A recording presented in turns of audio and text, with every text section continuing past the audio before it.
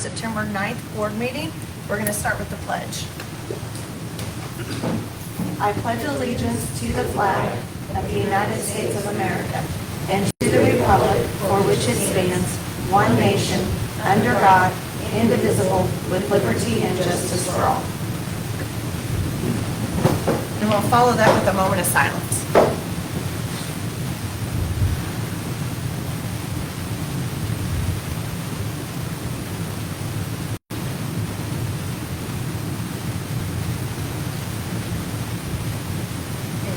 All right, Mr. Martin, I'll turn it over to you. Just a second, Mr. Lowe.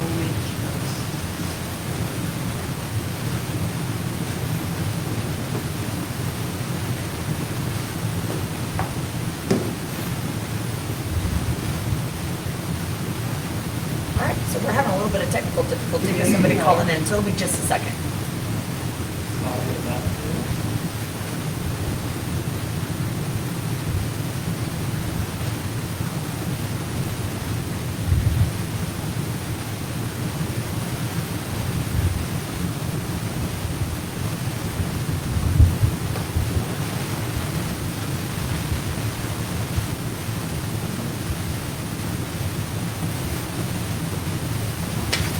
So while we're waiting, we can mention a little bit about our Absolutely. tailgate that's going to happen. So we got a tailgate and celebration that's going to be happening. We're going to do new employee recognition, pregame recognitions, and that's going to be this Friday, September 13th. I've got nachos and game, so yeah, I'm going to be there at 6. So don't make sure everybody's there at 6. 6:45 pregame recognition. Again, game admission is free for Pea Ridge High School, Pea Ridge School District employees and family. And make sure you RSVP by the 10th for your game passes. That's tomorrow. I honestly can't wait. So Let's go ahead and get started with the video on Perfect. All right. First on the agenda is our consent agenda. Are there any questions with this? So with that, I'd like to make a recommendation that the consent agenda financial report and board minutes of the regular board meeting held on August 12th, 2024 be approved. All right, so we have a recommendation. Do we have a motion? I'll motion. Motion by Jessica. Do we have a second? Second. Second by Ryan. Any further discussion? No. All in favor? No opposed. Up next, we've got our student achievement success report. We're going to start out with physical learning from the primary and the junior high. They had, all our campuses been working very hard, but they were able to attend a physical learning conference in San Diego, I believe. And so bringing that back, and they would like to share a report. So I'll turn it over to Ms. Bennett and Ms. Stein.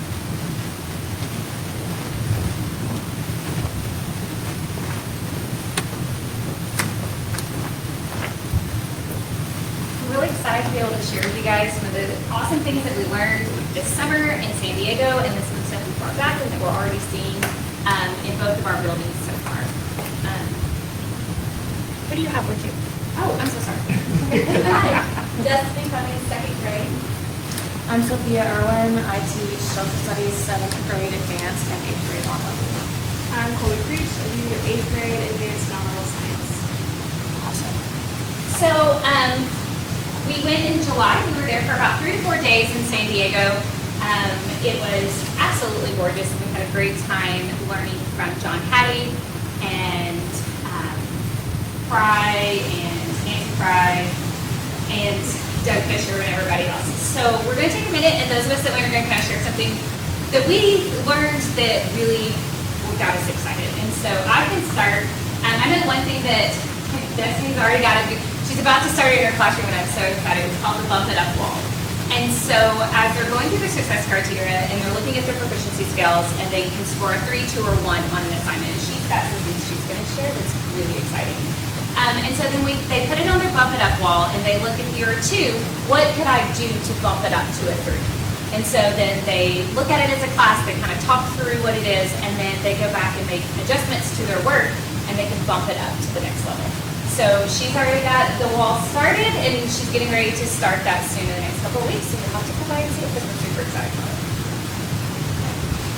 So yeah, I'm super excited. It takes really building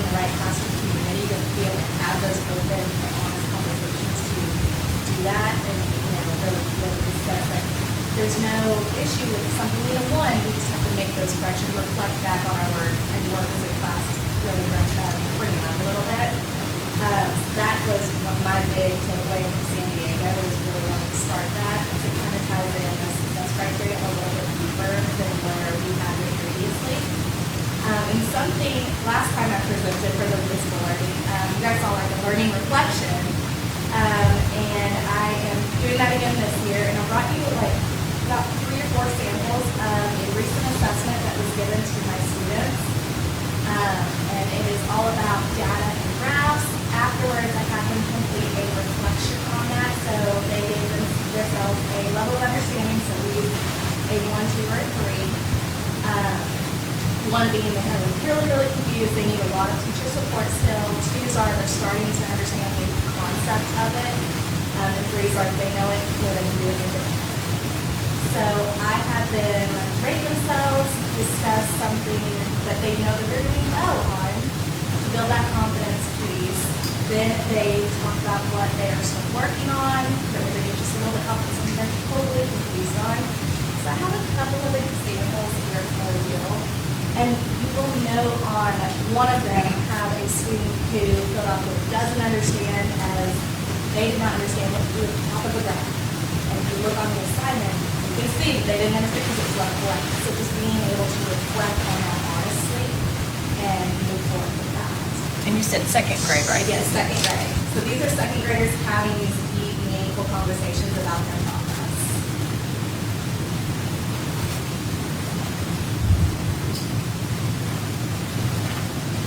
Oh, I like the favorite dessert graph. Interesting for 8-year-olds. What was the favorite? I think I'd be all 3 on that one. I think it was like Ice cream. Ice cream is the favorite based on this. And part of that, they each had a different graph. So they were applying it independently, but they were working as a table to analyze the pieces of the graphs.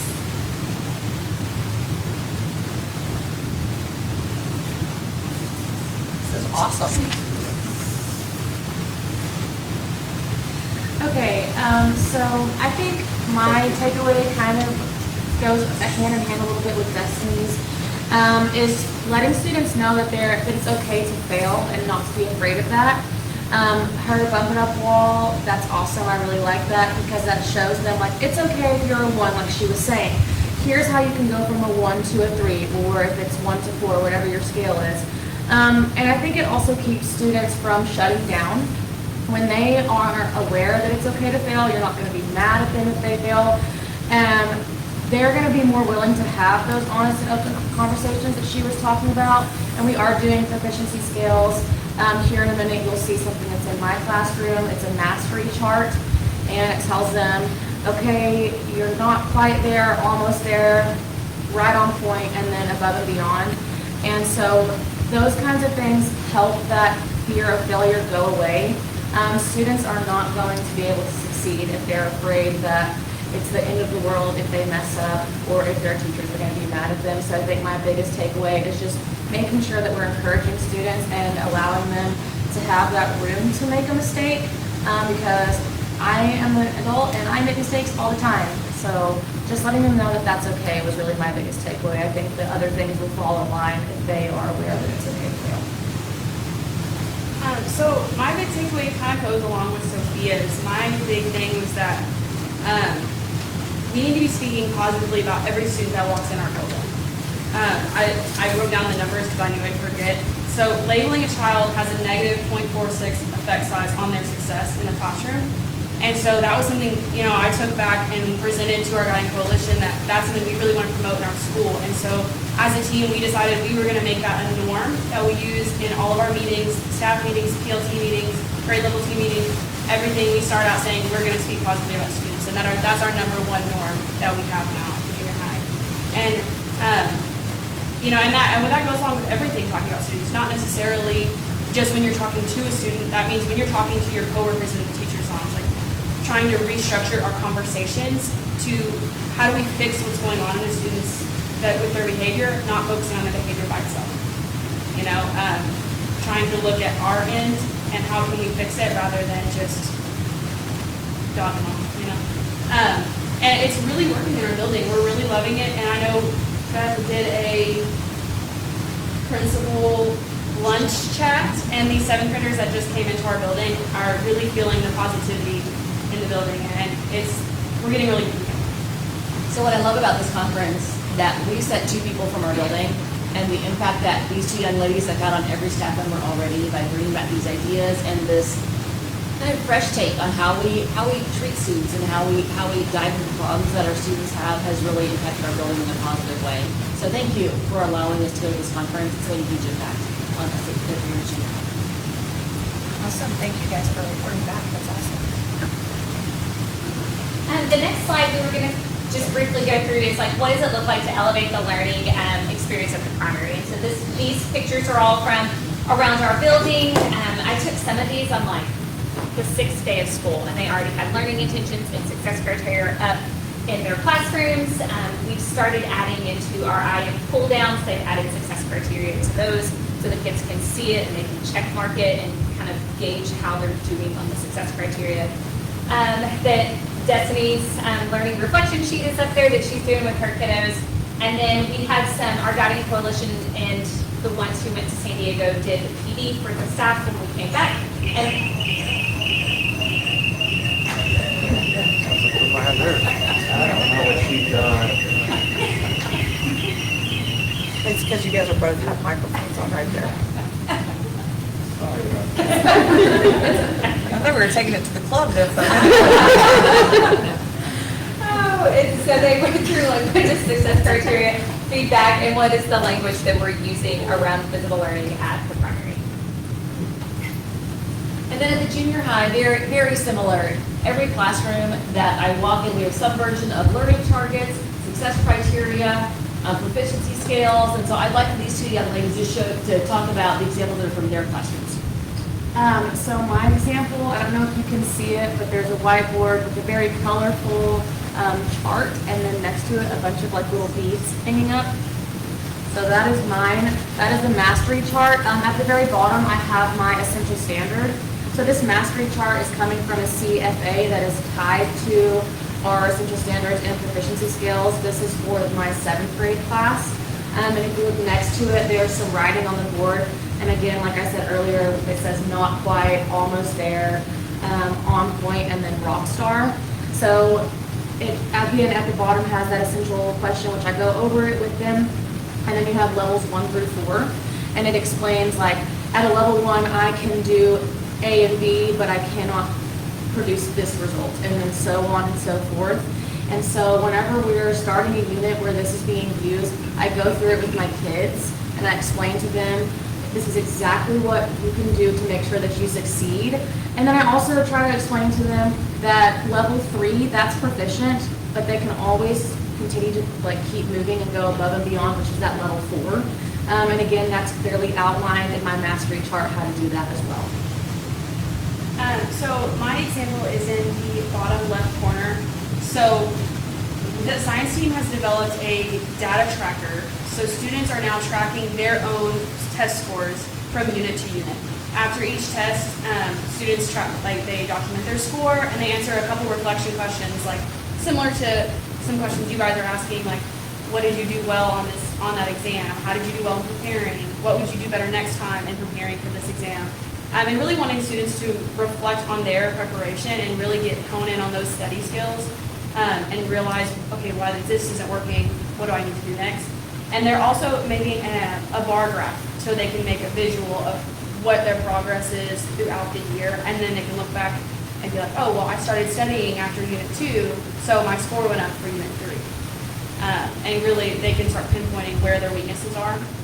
And this is something that we're doing just per unit at this moment, but in the future, we're looking towards students tracking their CFA scores as well, so they can track themselves throughout a unit and be able to kind of guess where they're going to be at the end.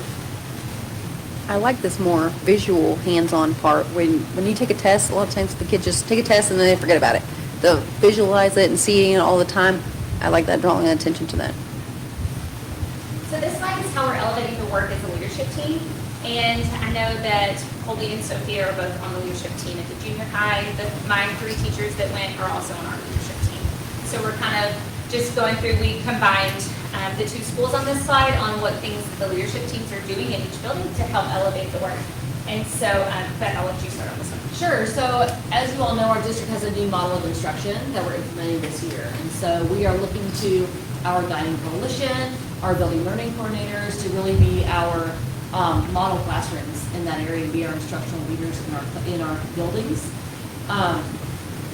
And our guiding coalition as well as that is also going to be really diving deep into the data that we're collecting. We're going to be collecting a lot more data, not only our assessment data from MAP or CFA, but also in our building, it's our feedback data from our stakeholders, from our parents, from our students, from our teachers. What kind of feedback are they giving us on our processes? And how can we as a leadership team take that feedback and continue to elevate the learning for our students? And the last slide is just what's one thing that we're learning as a team as we elevate the work. And we said that everyone can have clarity on the learning. It means clarity for all. And so when Beth and I were talking about this, it's every single person can have clarity. Like from activity teachers to your classroom teachers, special education teachers, it's everybody. So everyone is a part of the game and everyone can have clarity on the learning. So I have a question. How are you guys, you talked about changing the stigma and how you guys talk about students, making sure everything's positive. How are you holding the rest of your counterparts and the other teachers accountable to that? What steps are in place for that? I think as team lead, one, just being an example, and then also something that we talked about in our guiding coalition at the junior high is having tough conversations. And as a leader in the building, you're going to have to do so. And we introduce speaking positively about students at every meeting that we have. It's in our norms. Everybody in the building is aware of that. And so I think one way that we can make sure that we're making sure that everybody is following that norm is just holding our teams accountable. And there's a difference between talking about my student is doing this in my class. Is there a way that you know how to better handle it? There's a difference between that and then just saying this is the worst student ever. And so I think just making sure that we're leading those conversations in a positive light and also calling out our team hey, remember that our norm is to speak positively about our students, and we talk about this every time. You know that it's a norm of ours, and just holding them accountable. Awesome. Okay. And then question for you, Ms. Cummings. So the bump it up wall. So how are you getting students, because you said 1, 2, or 3, and there might be students who are at a 1 on certain things, and then they might be at a 3 at something else. So they're not always going to be at the same level. How are you encouraging and having those conversations? Because you said you wanted to build that atmosphere.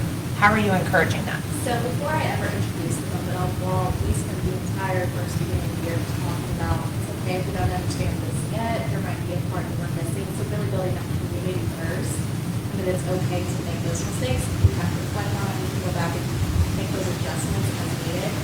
So before it'll get posted or anything, we will come together, do a small group, whichever we want to do for the technical assessment that it will be. And we'll kind of look through it, go over our success criteria that are posted on the wall, and okay, do we have a topic statement here? Remember, a topic statement should be restating the prompt. So do we have capital letters? Do we have the proper punctuation mark? Then we should have a detail about the most recent writing about fall. So do we have a detail that tells me about people? We'll go through and we'll check it, and then we'll cross off all the little checklist. Do we have one about plants? Do we have one about animals? So based off of what we just did, where do you fall? Are you missing one of your details? If so, would that be a 3 still? And then having that conversation, and then they know, and that's not so much teaching led, they're oh, I'm missing a detail about plants. I can go add that real quick. So it's getting students to take that ownership piece, just kind of guiding them to, hey, take a look at this. I think you might need to check your success criteria like that. So it's, even if they are one then it could be a question going on with the piece. And you remember how on that first one, we were one because we missed these 2 things. What do we need to change now so that we can make our next assignment achieve? And just going up incrementally. I love that. Okay. Any other questions? No, I just say I think we all could learn the lesson of speaking positively Absolutely. to one another, like car rider lines and sporting events and this political season we're in. So yeah, I think it's a great lesson. That's awesome, guys. Thank you very much for being such great representation of our district. We appreciate y'all. Thank you. Eric going at 6:12 All right, after our technical difficulties. so he's not at the club. Eric, Can he hear us? All right. Okay. Up next, we have some information on our K3 Atlas screener, and Ms. Tabor is going to present that. I hope I messed that up. We just wanted to give you all a little bit of a intro to our new state assessment that we have at the kindergarten through third grade level. So previously, our students took the math test, which was our K2 assessment. And just this school year, they have rolled out the Arkansas version of what will be a reading and math screener for kindergarten through second grade. And then third grade will take the reading screener. We have to administer it in the first 30 days of school from the time that they open the window. This year, it was a little late, it's the first year. So it opened August 28th. We have to submit that by September 27th. So this past week, our primary building screened our kindergarten, first, and second graders in math and reading. And then beginning tomorrow, our intermediate will screen our students in literacy or reading in third grade. And the purpose of that is really to look at the readiness level of students and then determine some areas that they might need more intervention. This one pager that you have is what will go out to parents. We don't get any results from this screener until mid-October. The goal is October 14th from DESE for this school year in the first round. And so that coincides nicely with parent-teacher conference week for our elementary. And so when they roll out parent-teacher conferences, they'll be able to share this one pager. Parents will have access to scores in the state portal, and so we'll give that access information through parent-teacher conferences as well, and kind of be able to explain the results and what they mean. This year, our campuses decided to continue with math testing, just so we have another data point comparison to get some quicker data, really, if we have a delay of mid-October for our kids. They're giving that right now in our buildings. Primary gave it the week before, so we'll have that early data to work on. But this will be our new state assessment. We'll do that this month, and then we'll also have a middle of the year and end of year where we'll give the same assessment, but it's adaptive, so it shows us where our kids have grown and the areas that they need continued work.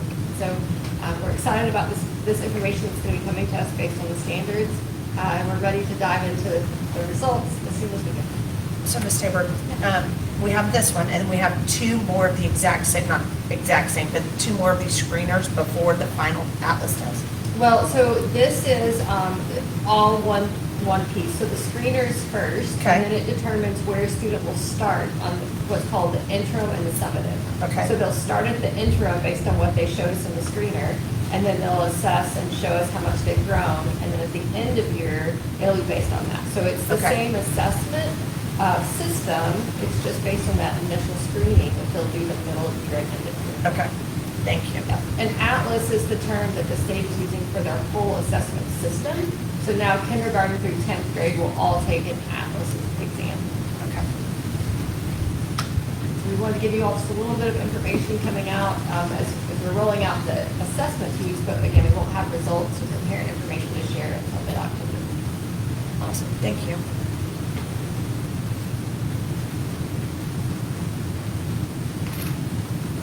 Any other questions?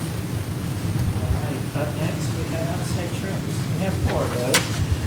We have our college and career class. They're requesting to go to MSSU in Joplin, Missouri on October 28th.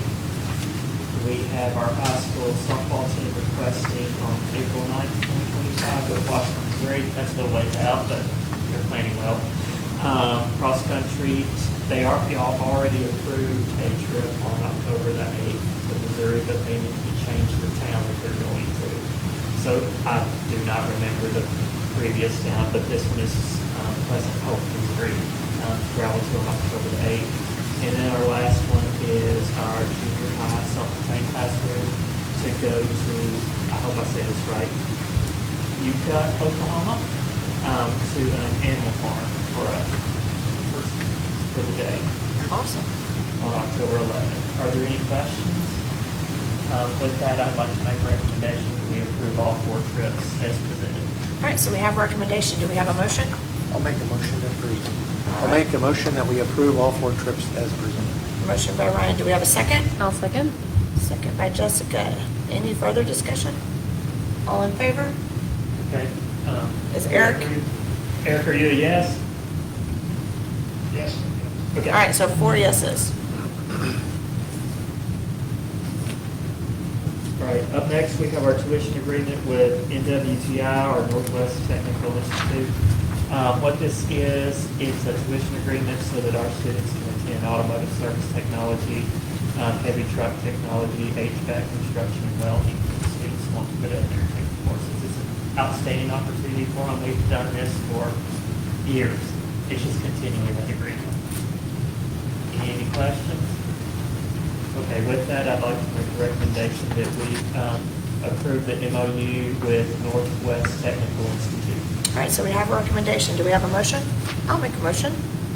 Do we have a second? I'll second. Second by Ryan. Any further discussion? All in favor? Eric? Yeah. 4 yeses.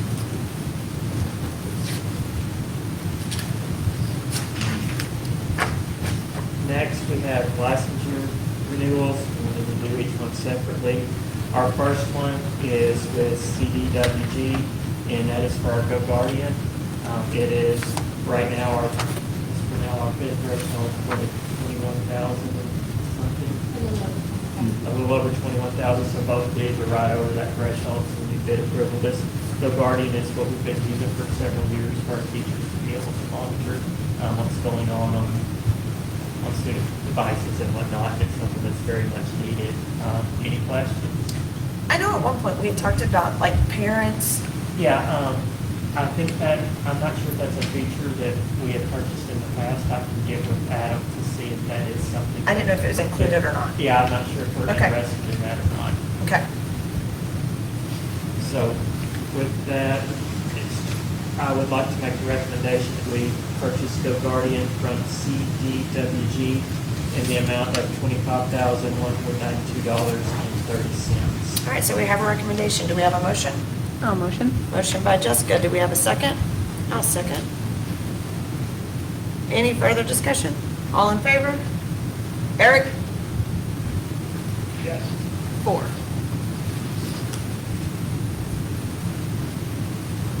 All right. Up next, we have our licenses from SHI that we use. It's something that we do every year. It's for student devices and everything, as well as our staff devices. And it's an amount of $21,021.75. I don't know if it matters, but it still has Kellen's name on it. Should it have Adam? That's just who it went to. Perfect. We Okay. have all of Mr. Taylor's emails that fall to the student to Mr. Hand. I'm sure he's corrected it, but that's how the. Awesome. the Okay. bid came through. Just making sure. Are there any questions? Okay, with that, I'd like to make a recommendation that we approve the bid from SHI for licensure in the amount of $21,021.75. All right, we have a recommendation. Do we have a motion? The motion as presented. Motion by Ryan. Do we have a second? I'll second. Any further discussion? All in favor? Eric? Yes. All right, 4. Okay, up next, we have budget. And Ms. Purnell has been working very hard with all of our department heads, our building principals, with me, with all of us up here to make sure that we have a balanced budget to meet the needs of our students. We say that scheduling balance is what our master schedules, we use that to manage our time, and we use our budget to manage our financial resources. And our financial resources are dedicated to improving student outcomes. So let me get this pulled up. Well, not just that. Thank you very much for making special time for some of us who couldn't attend the last one. So I appreciate it. Thank you. Yes. And you too. And Ryan says thank you too. Okay. You have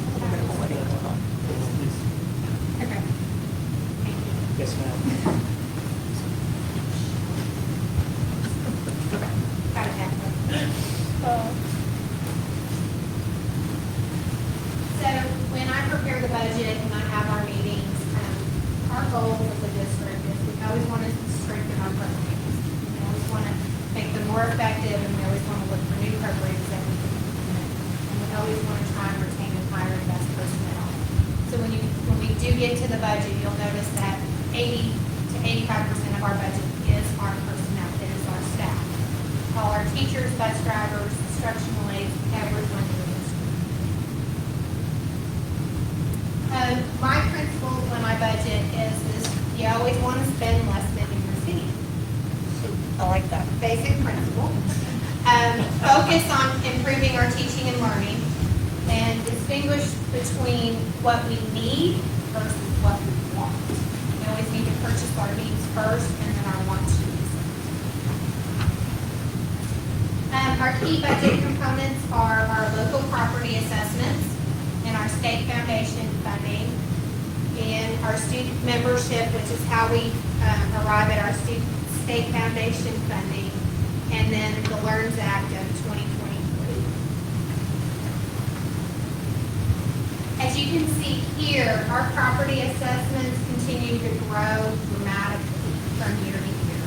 We anticipate the next time they do an assessment that it'll grow even more. We have a lot of new housing coming in, which should increase our assessment levels. And this is important because we are a bedroom community, for those of you who don't know that. Yes, So- now, and the increase in assessed values is how we had our 1.5 mil rollback 2 years ago. When they reassessed, we're anticipating another rollback for our taxpayers. Awesome. This is our average daily membership. So this is our number of students that we're funded on from year to year.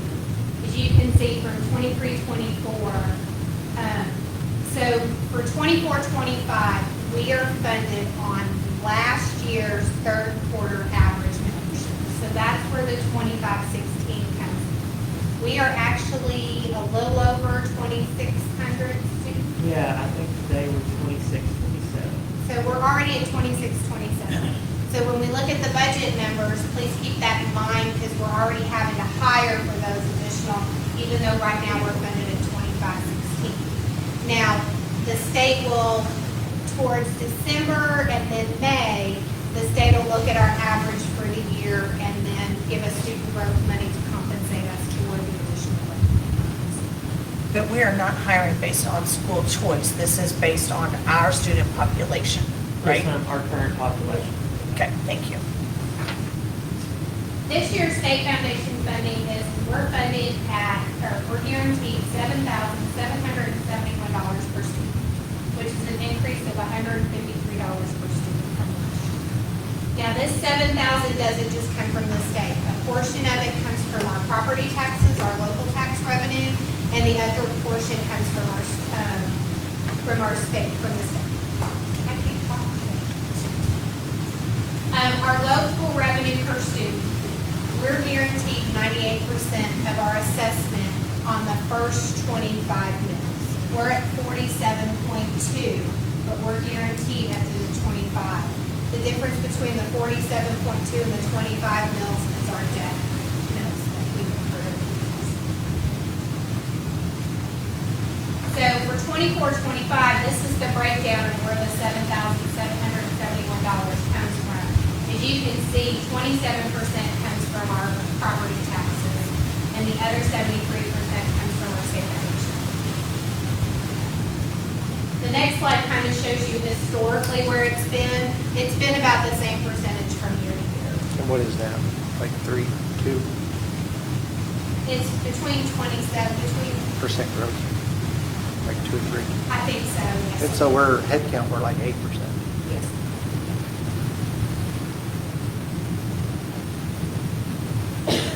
So on our operating fund projections, I look at revenue, I look at our growth funds, and then I look at our expenditures. So our operating revenue, 50% of it comes from our state foundation. 38% of it comes from our property taxes, and about 9% comes from our state revenue, which is our categorical funding and some miscellaneous would be our interest income, we get rebates from our sales tax, for local county. Our operating expenses, as you can see, our salaries and benefits are about 75%. So they do range between 75 and 80%, depending on what our debt balance is. Our utilities are about 4% of our budget, and our debt service is at 8%. So if you look at that, it only leaves us about 13% of our revenue stream for supplies and for our other expenditures or technology or travel, which is why we have to be very budget. And so I'm going to show you the, yes, please. Yes, ma'am.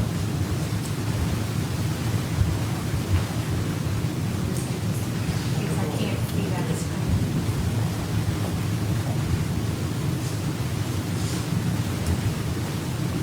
We'll look at the revenue first. So when I budget the major funds for separately. So I do operating, then I do federal, child nutrition, and our building fund. So those are our big four funds that we budget. Our operating fund is where we put in our state foundation funding and our property taxes. So as you can see, I kind of compared this year to last year. You can kind of see where our growth is between this year and last year. We do have some decreases in categories, but we had a big grant that expired at the end of June. We got some special funding from the state that also expired at the end of June that we're not getting in 2014. Yes, ma'am. Be careful about it. And please stop me if you have questions. And this is our operating expenditures. As you can see, salaries and benefits are $21,000 out of our 28 million out of our 28. And the other big area is our debt service, which is 2.3 million that we're having to pay on our debt. And I do just want to clarify, when I met with you all, I had a line item called miscellaneous. And at the time, I thought it was our bus lease. Our bus lease is included in debt service. Our miscellaneous is really, it is our amounts we pay the co-op to take care of our special ed needs at the pre-K level. And then when we receive our Medicaid money, we're required to pay a portion back to the state, so that's what the 95 is. It's okay. Do you mind going to the building factors? Our next fund is our building fund. This is where we have transferred money over knowing that we were going to have big projects coming up in the future. And so we anticipated some of those big expenditures. Last year, we were able to buy a plot of land for future growth and some ball fields. And so we don't have a lot of revenue stream in our building fund. We do have some T-bills that is generating about $100,000 in interest income from those T-bills. And that is to earmark for our building fund. And so we have a carryover balance, which is why I have use of reserves. The use of reserves is our carryover balance that we save. And we're anticipating, and next on the agenda is we'll be talking about the football field and the new track. And so we'll discuss the 1.7 million, but I've earmarked 1.7 million for that particular solution. And we will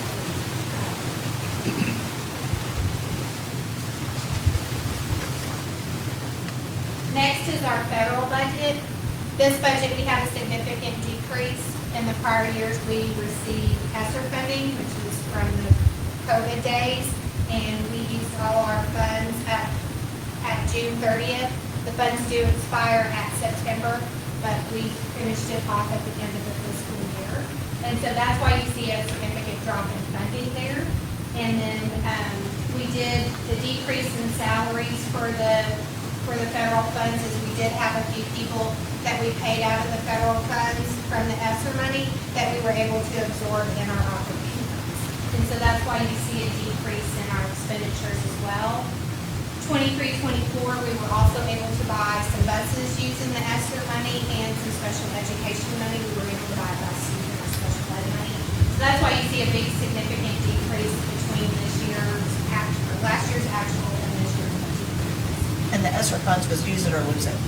We had until September or we didn't. You have until September 30th to use it, yes. Yes, and the goal that we always have is not to have recurring costs Love it. out of those funds, because if it's like a salary and whatnot, if it's a salary, it's an ongoing expense, but that was a one-time injection of money, so we made sure that we allocated those resources towards one-time allocation. Perfect. Thank you. And whatever was not at one time, we made sure that we could absorb it in the operating plan in the future that was appropriate. Okay. And the last one is our child nutrition. In our child nutrition funds, this is generated from our free and reduced applications, the money we get based on whether students are free or reduced, and then, of course, our full pay student and adult sales. And so I do anticipate a little bit of growth there. This is hard to really anticipate because you just don't know how many children are going to use the cafeteria, you don't know how many children are going to be free or reduced. And so I've estimated about 1.2 million there. And the majority of it, you can see, is our salaries and benefits, and then, of course, our food costs.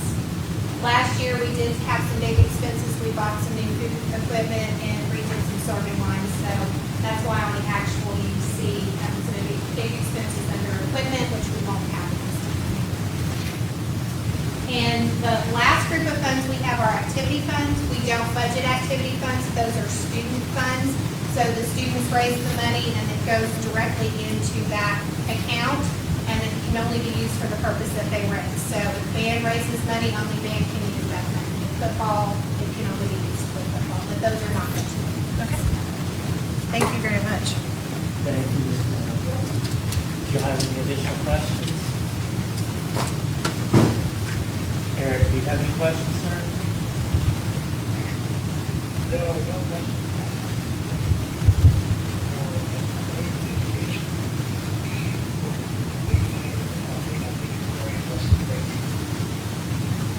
That was a compliment to you. It was a compliment, yeah, seriously. That was a thank you, Natalie. Thank you very much. Okay. With that, I would like to make a recommendation that we approve the budget for the 24-25 school year. All right, we have a recommendation. Do we have a motion? I'll motion. Motion by Jessica. Do we have a second? I'll second. Second by Ryan. Any further discussion? All in favor? Eric? Okay, no opposed.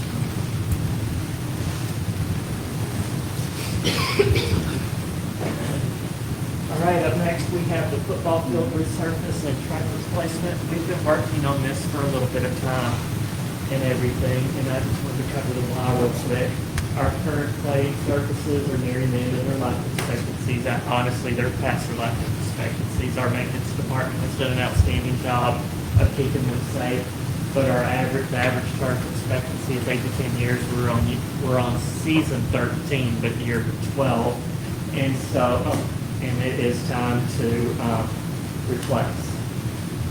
The work is to install a new synthetic playing surface on the football field that also includes striping for soccer, which will be 118 by 70 soccer field, and also the construction of a hard surface track for the turf. But let me go back to inside the football field. We were also working on this, and we'll talk about this next month as well. A concrete pad for our bandstand to be installed on the north end of the stadium, kind of in the D section back there, kind of behind the goalpost, so that they could be more part of the event. So it'd be a really good thing.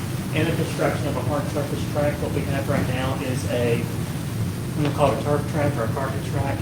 And we would very much like to have a hard surface track, which meets requirements and meets the needs of our students and community better. The process, in July, y'all approved the architect owner agreement, and that gave us the time to start bidding. Mr. Elliott sent bids out for us. He represented us as our architect. We opened bids on August the 20th, and now we're here in September board meeting asking for y'all to consider those bids for approval. And then if approved, we will begin construction, I would say beginning of December-ish, somewhere in there, and it will take approximately 6 months to complete. So basically December through May and June. And what are we going to do with track during that time period? Mr. Rainey? We have been in communication with Rogers. We're using their facilities for their practices, for their conversations are ongoing. But they're doing the best, work out on their tracks and their as best we can. Okay. And then what about like 7-on-7 football and that kind of stuff that happens in the, is that gonna be done by that time? If we start December 1st and everything goes perfect, right now they've given us a timeline of 185 days. We expect that they'll beat that and be done sooner, but 185 days puts us June 4th. Okay. So we may be displaced, we may be in the field, right out here Okay. or right behind the admin building that, we're using right now. For spring So, football. we're putting those plans in Okay. place. We'll see as we get closer. We don't know about winter weather and rain and all that stuff. And the thing with this project is there is no getting it in the dry. It's all out in the weather. And so any rain day could push them back one day. So Okay. depending on temperatures and placing, track, the bottom part's asphalt. So if you put 2 to 4 inches of asphalt down, that has to be so warm before they put it down. And then when they come, after it cures, they come back, they put the overspray on it or the final coating. It has to be so warm and rising before they put that on. And so we will be at the mercy of weather a little bit. I understand. I just want to make sure we've got lots of track athletes who have really worked hard and tried to compete, that we don't throw them off kilter, and our track coaches too, so. We looked at every option we have, the timeline and starting, but it's so extensive, trying to get the track going, and we're going to do the timeline and not have delays, that we have to start as soon as we can. Okay. It is not resurfacing of the football field that takes on. That's basically just pulling turf off, putting turf on. It's the building of the track. Okay. So this has an outlay for the soccer field. Yes, sir. Is that season in spring? It is. No, that's going to be this spring. Yeah, it starts in March, and usually concludes in May. And so that, when that does occur, that can commingle with track and field. We'll have to work out practices and what that looks like, and how we'll do all that, but that's not uncommon for school districts to do that. I think it's great. I just Right. wondered if we were supposed to be able to do that. Yeah, it's scheduling at a higher level. Okay. Our anticipated cost is going to be about $1.7 million. And the district, we're in a financial position where we are not asking the community for a millage increase, so I'm not coming to you for approval for a second lien bond. We'll pay for this out of reserves in our building fund and everything.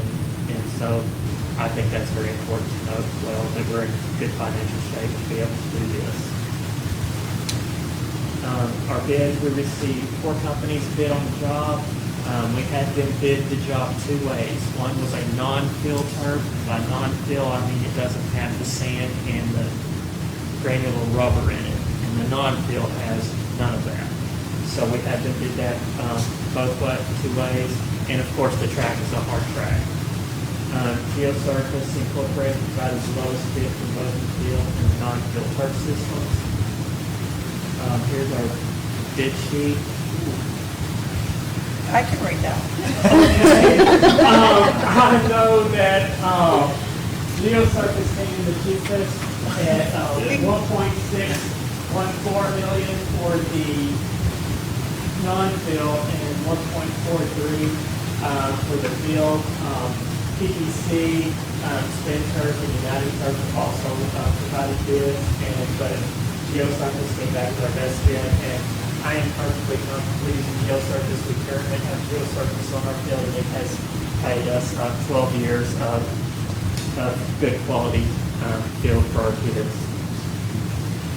I was expecting that to be a little bigger until it popped up. Hey, can we go back to that? Yes, sir. So can you speak to what Elliot said about the bids for the second and third one? I see the number of days is like 50, that's like a Yes. way shorter. We don't know why they gave those bids. Is that realistic? No, sir. A 50-day turnaround is not realistic. So we had, when we started looking at this in the bid process, we had 2 companies come actually on site, Geosurface being one, and then Ellis being another one. Ellis chose not to do that. I think that's how the project's going, and so they chose not to. these other three companies put in bids, They never came looked. up, so, we expected their scope was a little bit off of what they were looking for. Because I was like, if that's real, like, you know, 5 months is worth $100,000. Me too, yes. No, That was my no, question. sir, we did not Okay. feel that that is realistic because laying the pavement, you have a 30 to 45 day cure rate before you can put the second. I'm with it. I just saw that and I'm like, that's great. But keep on. So that leaves us with three options that we can do. Our option one would be the non-filled turf and track, and that would come in at 1.7, right at 1.73 million. Option two would be to do the filled turf and track, and with architect fees and everything in there, it would come in at 1.5 through 4 and some change. Do you have that broken down in here somewhere? Am I missing that? Because I can't see any of that. The one on page. It's right. You didn't have to- No, ma'am, it did not print. Mr. Martin, you didn't Okay. have, here.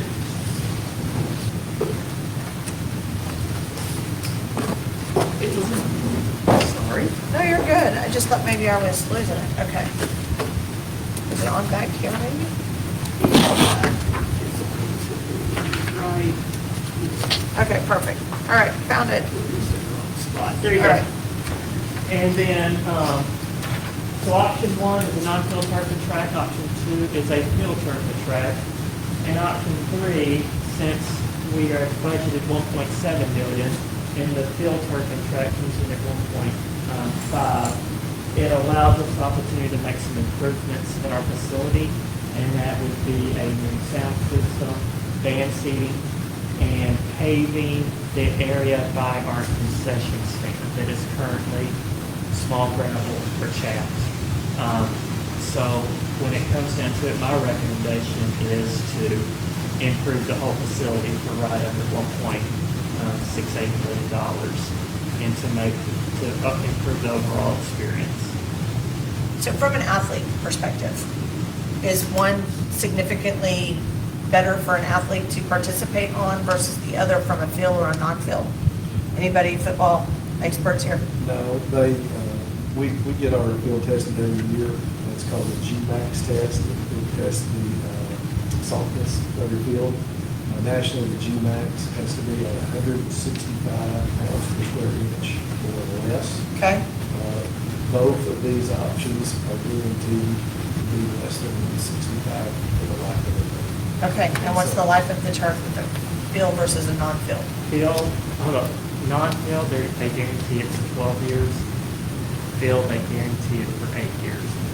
Everyone gets more than 8 years worth of work. I mean, we got 12 out of what we currently have, and this is a newer product. Okay.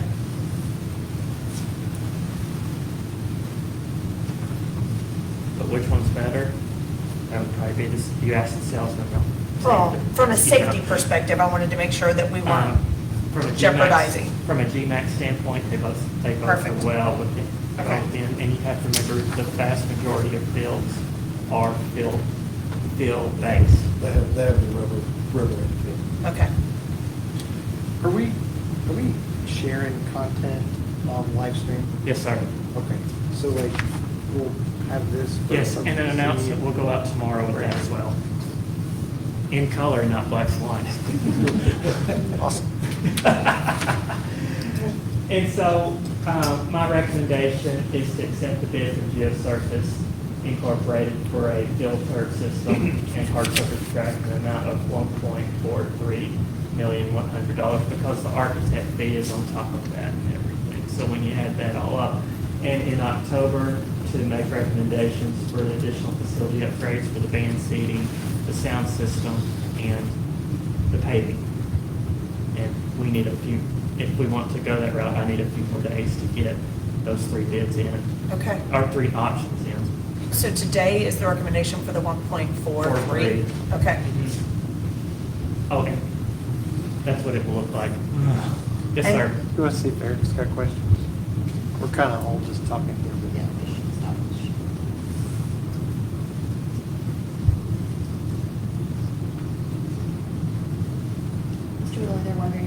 questions. Sorry, I didn't hear that. No, I have no questions. It makes good sense to me. I'm on the line. Okay. And then when do we get to add soccer? I know it's a 2-year, Well, we every 2 have- years. When would that be? We have an interest survey going out to students pretty quick. Okay. I mean, I think it's this week, it might have went out. Are we also going to send it out to parents? Well, this is a student interest survey to see if the grades 8 through 11, to see if they're interested, to see what numbers we may actually have.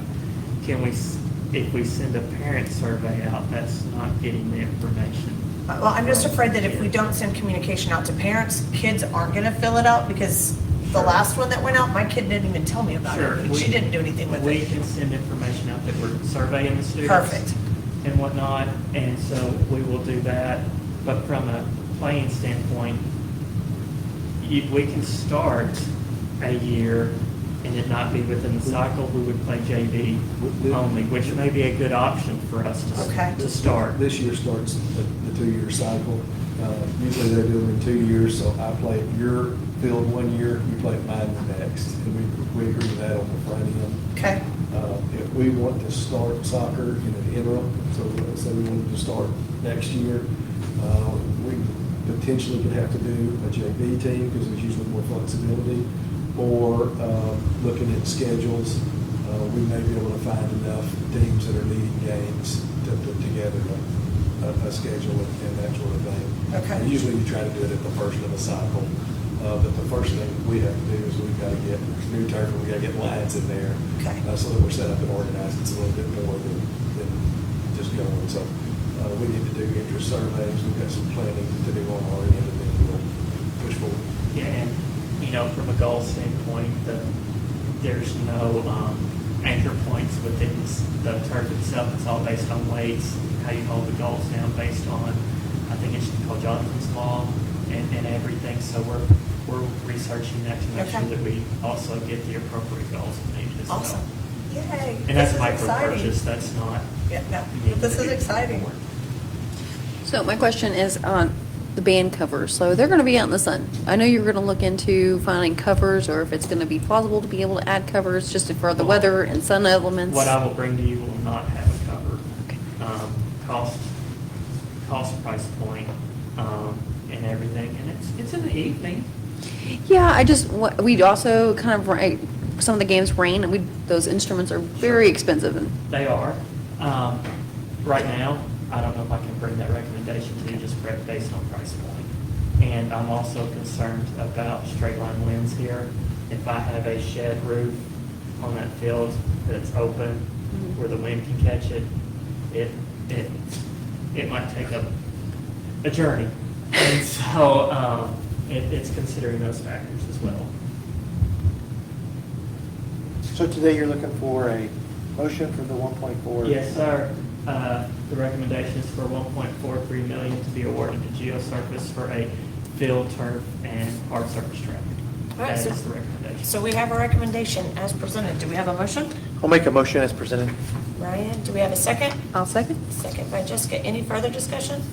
All in favor? Eric? Okay. I think you said yes. Thank you so much. I know we have some very happy parents, well, we'll be having some very happy Absolutely, parents. it's always wonderful to make upgrades to facilities and everything, and I think what people will notice the most is the sound system that we put in. I think they will notice that the most right now, where we're struggling a little bit with our sound system. My apologies. All right, I don't think if we're, next is personnel, right? Yes, ma'am, I'm just. No, you're good. I just don't think we need executive session. Okay. Did you? You good? All Okay. right, up next, we have approve a new certified position. At our junior high, we are continuing to grow. I believe they are at 600 and around 50 students. At the junior high? Yes, ma'am, in 3 grade levels, and we are needing another elective teacher. That elective teacher will be able to, right now, and Ms. Taylor, please correct me, and Ms. Dunn, please correct me. I believe we have a math teacher teaching two sections of elective, an English teacher teaching two sections, and I cannot remember a science teacher. When we bring in if we can bring in a teacher to teach the career electives piece, it will open up those core classes Okay. for each one. So with that, I'd like to make the recommendation that we hire an additional career elective teacher for the junior high for grades 7 through 9. All right, so we have a recommendation. Do we have a motion? I'll make a motion. Do we have a second? I'll second. Any further discussion? All in favor? Eric? Yes, there. Yeah. All right, no opposed. Okay. And up next, we have resignations.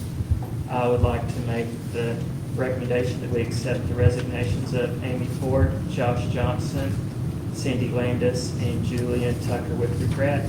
And to especially Mr. Johnson, he has been with us for about 20 years, but he is not leaving us. He is going to the city, and we will continue to work with him.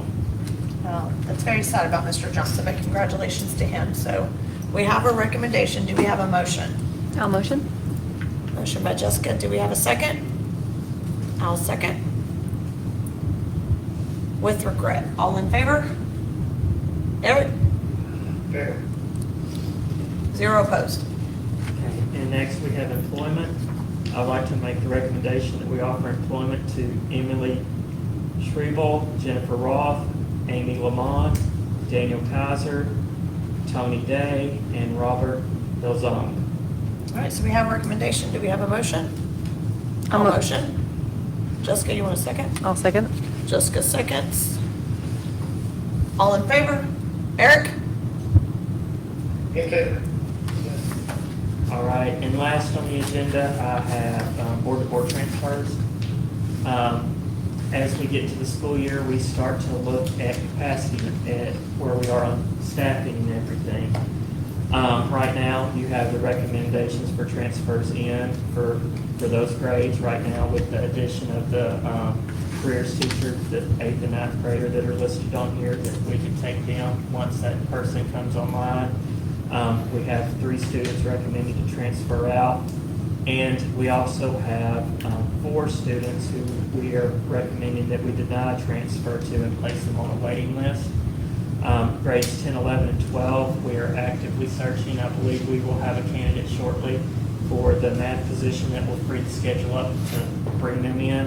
And in grade 2, I believe we are at 98.5% capacity.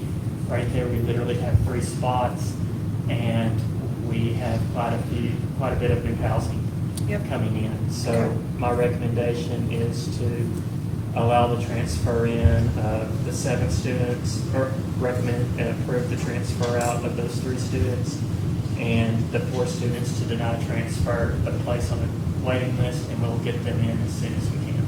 Okay. All right, so that's your recommendation? Yes, ma'am. All right, so we have a recommendation. Do we have a motion? Motion by Mindy. Do we have a second? I'll second. Second by Ryan. Any further discussion? All in favor? Bless you. Eric? In favor. Yes. And All right. Coughlin, that's all I have. I make a motion to adjourn. I second. All right, we out. Guys, thank you very much for your time. And we'll be back on the good